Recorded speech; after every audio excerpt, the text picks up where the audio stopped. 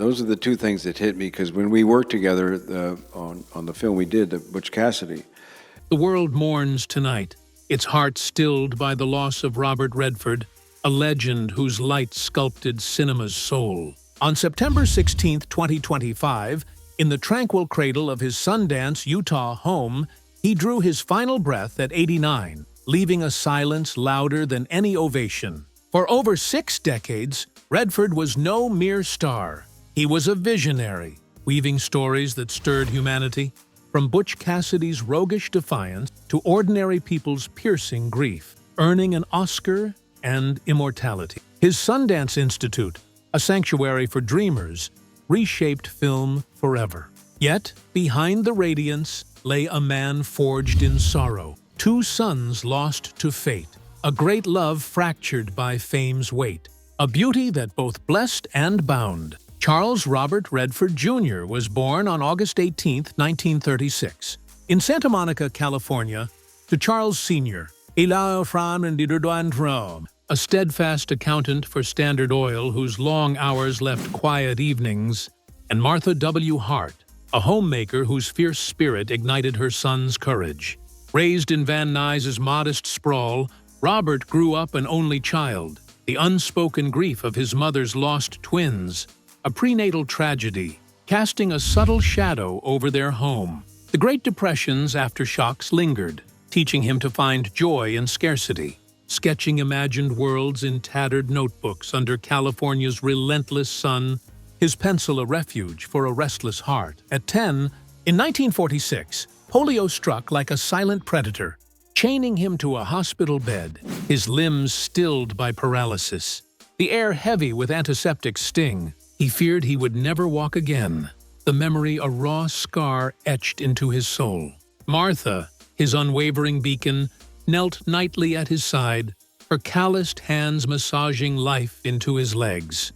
Her tales of mountaineers scaling peaks, weaving hope through despair's fog. "She taught me to fight," he said, her love forging a resilience that became his core. By 1948, he walked again, each step a rebellion against fate's verdict, though the specter of fragility lingered, shaping a boy who learned life could betray without warning. Adolescence unleashed a turbulent spirit. In Los Angeles' gritty corners, Robert drifted toward trouble, stealing hubcaps, racing cars through midnight streets, chasing a spark he couldn't name. "I was lost in my own storm," he admitted, the words heavy with hindsight's clarity. A 1953 police warning for vandalism and reckless behavior jolted him awake. His father's stern guidance steered him from ruin's edge. Tennis became his outlet. His racket swung with a gladiator's precision.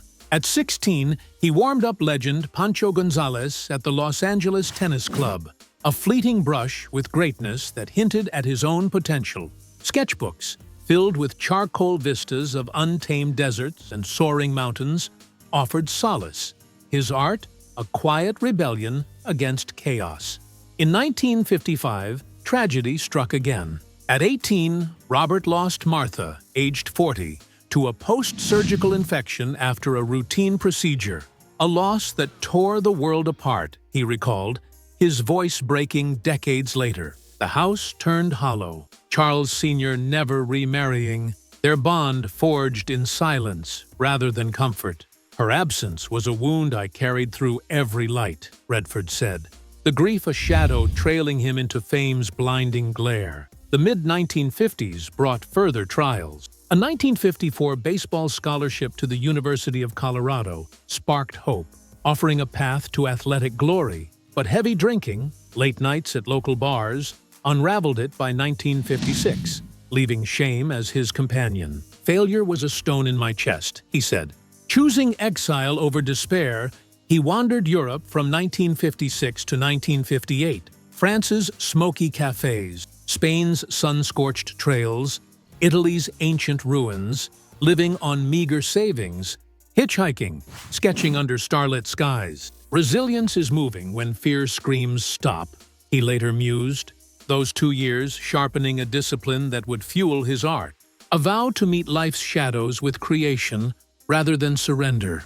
In 1958, Robert returned to New York at 22, carrying his mother's ghost and the sting of lost dreams.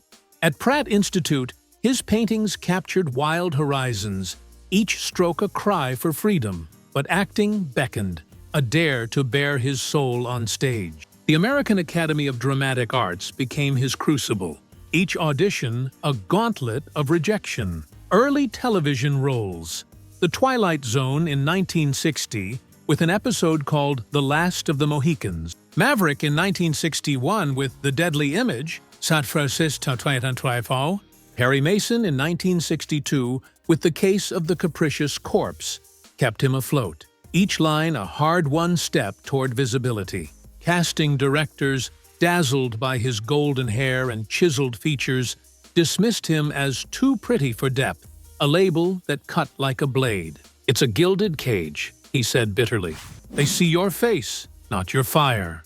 Broadway's Barefoot in the Park in 1963 shattered that cage. At 27, as Paul Bratter opposite Elizabeth Ashley, Redford's wit and vulnerability captivated audience, the play running 1,530 performances and earning critical acclaim. "They saw me," he rejoiced, the applause a vindication that propelled him to Hollywood. His film debut, War Hunt in 1962, a gritty Korean War drama shot in 20 days, was a modest start. But Butch Cassidy and the Sundance Kid in 1969 ignited his stardom.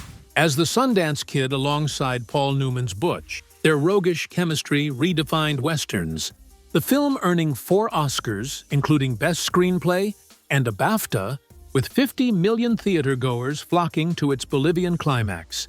Filmed in Utah's Zion National Park. The Way We Were in 1973 paired him with Barbra Streisand, their love story a poignant elegy to irreconcilable dreams. Its iconic theme song earning an Oscar nomination. Shot in New York's Central Park, the film drew 25 million viewers, its emotional depth resonating deeply. The Sting, also in 1973, reunited him with Newman, his Johnny Hooker a sly conman in a 7 Oscar triumph, including Best Picture. Redford's sole acting nomination, a testament to his magnetic charm. The Great Gatsby in 1974 faltered, despite Mia Farrow's ethereal Daisy, critics calling it lavish but hollow, a setback that stung Redford's pride but fueled his resolve. The Candidate in 1972 cast him as idealist Bill McKay. Its Oscar-winning screenplay, a sharp political satire filmed in California's bustling campaign trails. Jeremiah Johnson in 1972 painted him as a solitary mountain man, its rugged poetry a cult classic. Shot in Utah's Wasatch Range under grueling conditions. 3 Days of the Condor in 1975, a taut Sidney Pollack thriller, showcased his paranoid CIA analyst, gripping 20 million viewers with its urban tension. All the President's Men in 1976, as Bob Woodward alongside Dustin Hoffman's Carl Bernstein, was a cultural juggernaut. Its 4 Oscars and massive audience amplifying Redford's role as producer. "Truth is cinema's soul," he declared. The Watergate saga, shot over 30 weeks in Washington, D.C., reshaping political filmmaking. A Bridge Too Far in 1977 placed him in a sprawling war epic, while The Electric Horseman in 1979, a romantic caper with Jane Fonda, dazzled with its Las Vegas spectacle. Behind the camera, Ordinary People in 1980 bared his soul, its raw exploration of grief earning Best Director and Best Picture Oscars, a triumph over skeptics who doubted a pretty boy could direct. The Milagro Beanfield War in 1988 celebrated community resilience. Shot in New Mexico's dusty field, A River Runs Through It in 1992 wove family and nature's grace. Filmed in Montana's pristine rivers. Quiz Show in 1994 probed ethical shadows, earning 4 Oscar nods, while The Horse Whisperer in 1998, a sweeping romance, resonated with 40 million viewers. His 2002 honorary Oscar lauded an actor, director, producer, and Sundance creator who advanced film art through risk and vision. In 1981, Redford birthed the Sundance Institute, a bold gamble to amplify raw, unpolished voices. sparked by his frustration with Hollywood's commercial grip. "I wanted a stage for the unseen," he said, defying skeptics who mocked its remote Utah roots. Launched with a modest endowment, the Institute grew into a global force by 2025, its labs mentoring over 11,000 artists across 4 decades. The 2024 Sundance Film Festival screened 91 features from 4,000 submissions, launching talents like Quentin Tarantino with Reservoir Dogs in 1992, Chloe Zhao with Nomadland in 2020, which won 3 Oscars, Ryan Coogler with Fruitvale Station in 2013, and Dee Reese with Pariah in 2011. Its economic impact on Utah reached millions annually, supporting 2,500 jobs and fostering a creative ecosystem. Redford's 2,600-acre Sundance Mountain Resort, a haven of pine and stone, housed labs and screenings, its preservation trust protecting 1,000 species across 5,000 acres. In 1958, at 22, Redford wed Lola Van Wagenen, a historian whose quiet intellect steadied his restless heart. Their modest New York apartment, furnished with second-hand chairs, was rich in shared dreams. "She was my anchor," he said, their simple wedding a vow of resilience. Their first son, Scott, born in September 1959, died at 2 months from sudden infant death syndrome. The nursery transformed into a silent tomb. "You live around the void," Redford whispered. "The grief a wound that never closed." Son James, nicknamed Jamie, born in 1962, battled hyaline membrane disease as a premature infant, his survival a miracle forged in neonatal wards. Later diagnosed with primary sclerosing cholangitis, Jamie endured 2 liver transplants in 1993, his courage mirroring his father's. As a filmmaker, his documentaries, The Kindness of Strangers in 1998, Happening, A Clean Energy Revolution in 2017, echoed Redford's activism, but bile duct cancer claimed him in 2020 at 58. "Grief is a tide that drowns," Redford mourned, the loss echoing Scott's. A cruel symmetry. Daughters Shauna, born in 1960, and Amy, born in 1970, were beacons through the shadows. Shauna, an artist with a thriving studio, survived the 1983 murder of her boyfriend Sid Wells, a University of Colorado student shot in his apartment. The case unsolved despite Redford's support for investigations. A 2025 FBI reward renewed hope for closure. Her 1985 car crash, a near-fatal collision, tested her resilience, but she emerged stronger, her art a testament to survival. Amy, a director, channeled her father's narrative fire into works like The Guitar in 2008. Her theater company, a vibrant stage for new voices. Lola shielded their children through 27 years, her strength a bulwark against fame's glare. But the strain of Redford's absences led to a 1985 divorce, a quiet fracture without acrimony. "She was my great love," Redford honored, his gratitude outweighing the ache. Later, romances sparked briefly but faded. Sonia Braga's warmth during the Milagro Beanfield War in 1988 was electric yet ephemeral, their on-set bond a fleeting solace. Lena Olin's chemistry in Havana in 1990, a sultry drama shot in the Dominican Republic, stirred rumors but remained unrooted. Kathy O'Rear, a costume designer, offered quiet anchorage in the 1990s, her presence a calm amid fame's storm.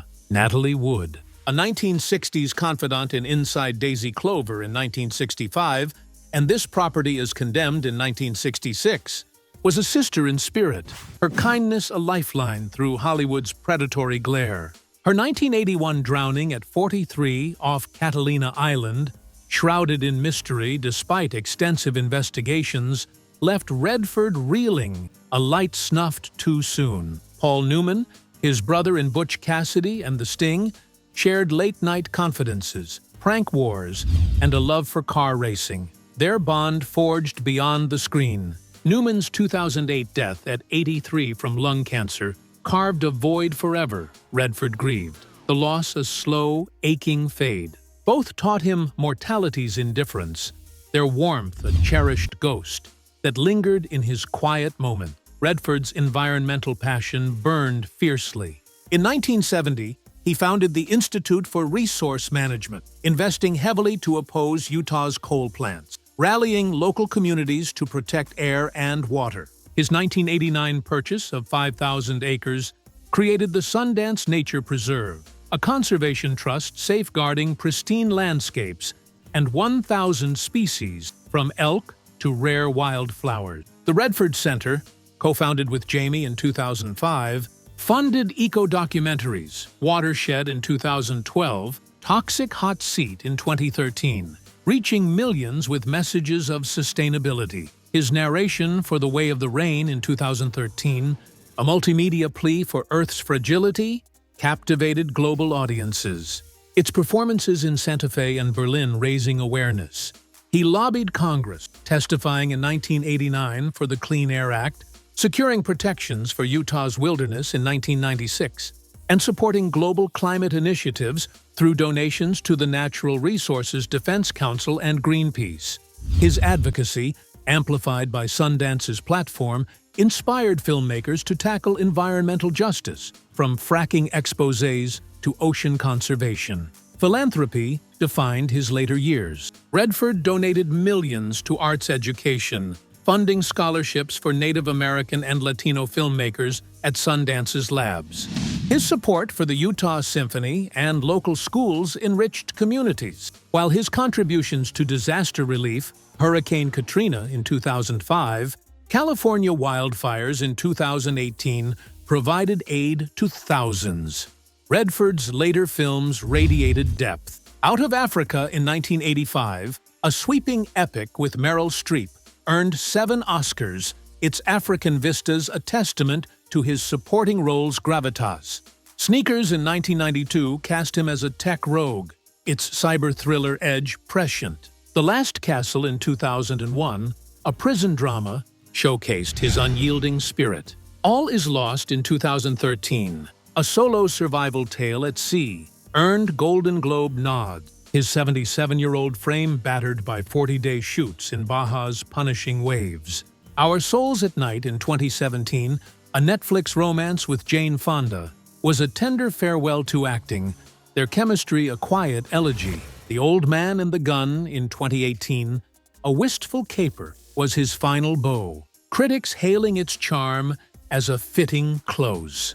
Awards piled high: a 1980 National Medal of Arts, a 1990 Time 100 honor, a 2016 Presidential Medal of Freedom, and France's 2019 Legion of Honor. His Sundance endowment ensured its future, mentoring hundreds annually, while his 2002 honorary Oscar celebrated a career of risk and vision. In 1997, Sibylle Sagars, a German-born artist, brought peace like rain on sagebrush. Their 2009 Hamburg wedding at 73 was a quiet vow, their bond forged in shared art. The Way of the Rain in 2013, their multimedia hymn to Earth's fragility, blended her vivid projections with his resonant narration. Performed in Santa Fe's Adobe Theaters and Berlin's open squares. She let me breathe, he said, their Santa Fe home a haven of creativity and activism. They championed climate causes, funding grants and Sundance labs, her presence softening his scars. Healing isn't erasing wounds, he learned, but carrying them in grace. By 2025, Redford's stride faltered, his voice a murmur, illness shadowing his days. But his mind blazed, tethered to art and earth. Sibylle anchored him, her strength a quiet fortress. On September 16th, in Sundance's pine-scented haven, he exhaled his last under skies he loved, aspens whispering farewell. For Sibylle, Shauna, Amy, and grandchildren, Dylan, Lena, Eden, and twins. Grief was raw, an empty chair by the hearth. A silent garden, echoes of Scott, Jamie, Natalie, and Paul. Tributes poured forth. Spielberg's Sundance donation, DiCaprio's salute. But Utah's mourning was intimate. Sibylle clutching his worn scarf, a half-sketched dream on his desk.